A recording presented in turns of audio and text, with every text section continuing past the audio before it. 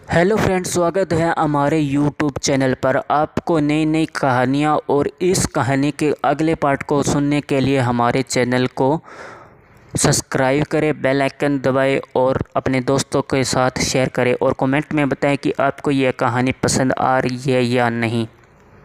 शिवम और चिकू की शादी हो चुकी थी। एक बार फिर इतिहास दोहराया गया, लेकिन इसमें ज़बरदस्ती और टॉर्चर था। चिकू और बिन्नी दोनों शिवम के आगे मजबूर थे। कुछ भी हो, मजबूरी खुशी भी थी और उसकी बेटी चिकू भी। अब देखना ये था कि क्या चिकू शिवम को अपनाएगी या फिर उससे अपना बदला लेगी। क्या शिवम अब बिन्नी को आज़ाद कर देगा? क्या वो अपनी कही हुई बात पर टिकेगा या फिर वो बिन्नी के साथ कुछ भी करेगा? इन सब के सवालों के जवाब अभी बाकी थे।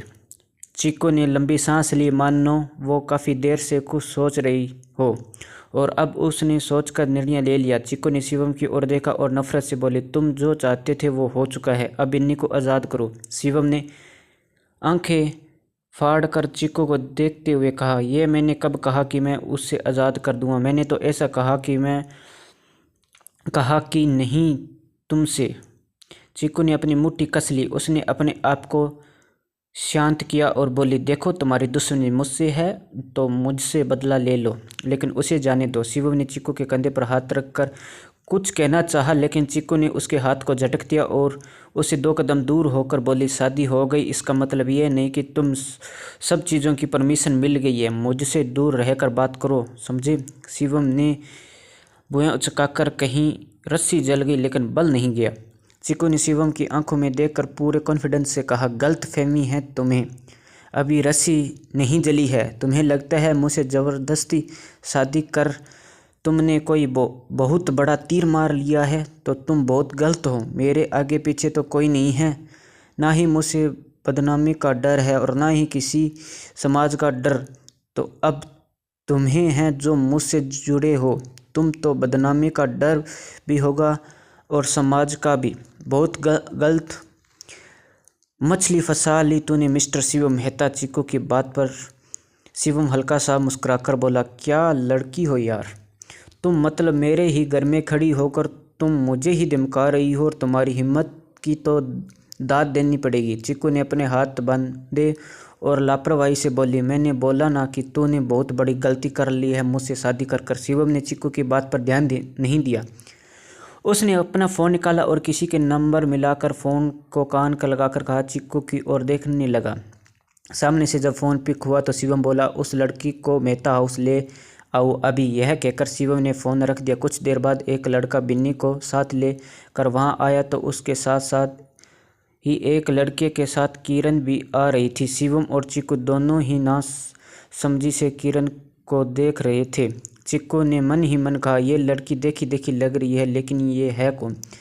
बेनी ने जब चिक्कू को शादी के जोड़े में और मंगलसूत्र और भरी हुई मांग से देखा तो वो जल्दी से बोली, ये सब क्या है? तूने ये सब क्यों पहना है? चिक्कू कुछ कह पाती उससे पहले शिवम आगे बढ़कर बोला, क्योंकि अब से मिसेस मेहता बन चुकी है। बिन्नी, यह क्या बकवास कर रहे हो तुम? तुम्हारे पास तो लड़कियों की कोई कमी नहीं है। अमीर से अमीर लड़की भी तुम्हारे एक बार में कहने पर ही शादी कर ले तैयार हो जाए, फिर तुमने क्यों हम गरीबों की ज़िंदगी में खेलते हो? शर्म नहीं आती तुम्हें? शिवम सोफे पर बैठकर बोला, तुम दोनों से बदला लेना था और ये मेरी जिद बन चुकी थी। कुछ मेरे पर्सनल रीज़न भी, और जो मैं किसी को बताना नहीं चाहता। अब तो बहुत कुछ बाकी है। शिवम ने किरण की ओर देखकर कहा, तुम कौन हो? किरण के साथ आए लड़के ने कहा, सर ये लड़की इनके घर पर काफ़ी देर से बैठी थी। जब मैंने पूछा तो इसने इन लड़कियों से मिलने के लिए बोला, मैं यहाँ ले आया। चिक्कू और बिन्नी ने एक दूसरे को देखकर फिर किरण की ओर देखने लगी तो किरण बोली, मैं तुम दोनों से ही मिलने आई थी, लेकिन मुझे नहीं पता कि तुम दोनों इतनी बड़ी मुसीबत में फंसी हुई हो।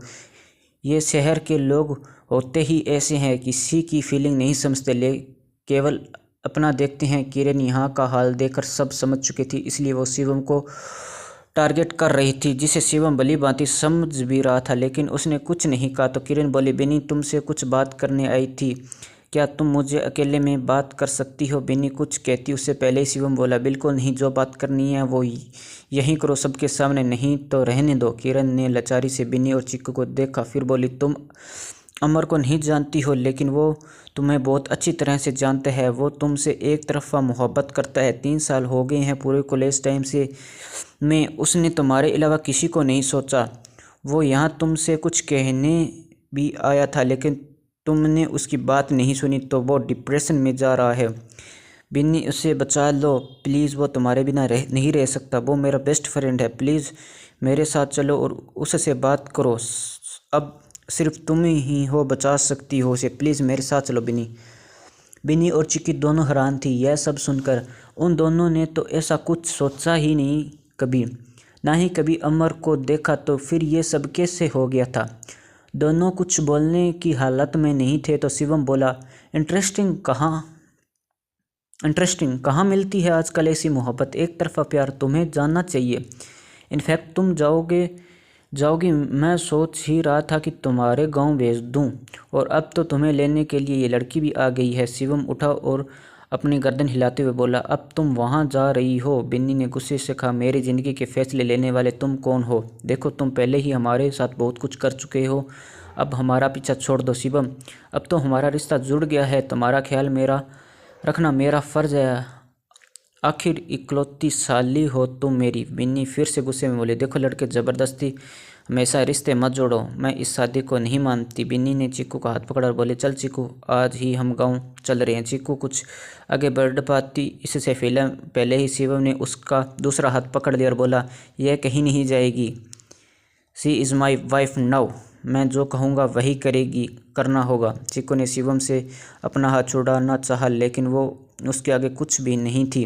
तभी शिवम ने अपने कुछ आदमियों को बोला, इन दोनों लड़कियों को करनाल छोड़कर आओ और इस बिन्नी पर नज़र रखो, ये चिक्कू से मिलने वापस ना आने पाए। बिन्नी ने चिक्कू का हाथ कसकर पकड़ लिया। एक आदमी ने उन दोनों को दूर करने की कोशिश करी, लेकिन दोनों लड़कियां दूर नहीं होने की नाकाम कोशिश कर रही थी। जब ये दोनों अलग नहीं हुई, तो आदमी ने दोनों की कलाई को कसकर पकड़ा और अपने पूरे जोर से उन्हें अलग कर दिया, जिससे दोनों की कलाइयों पर उनकी उंगलियों के निशान पड़ गए। शिवम चिक्कू को खींच रहा था और इधर बिन्नी को वो आदमी। दोनों लड़कियों की आंखों में लगातार आंसू बह रहे थे। तभी चिक्कू ने अपना पूरा जोर लगाया और शिवम को धक्का दिया, जिससे शिवम कुछ दूर पीछे चला गया। इतनी देर में चिक्कू बिन्नी के पास आकर उसके चिपक गई और जोर जोर से रोने लगी। वो रोती हुई बोली, प्लीज़ मत जाओ, तेरे बिना कोई नहीं है मेरा, प्लीज़ नहीं, मत जा। बिन्नी का भी यही हाल था, वो भी रोए जा रही थी। उसने चिक्कू को टाइट पकड़ते हुए कहा, मुझे तुमसे दूर नहीं जाना है। आदमी ने दोनों को फिर से अलग करना चाहा, तो चिक्कू ने उसे धक्का दिया, जिससे आदमी को गुस्सा आ गया।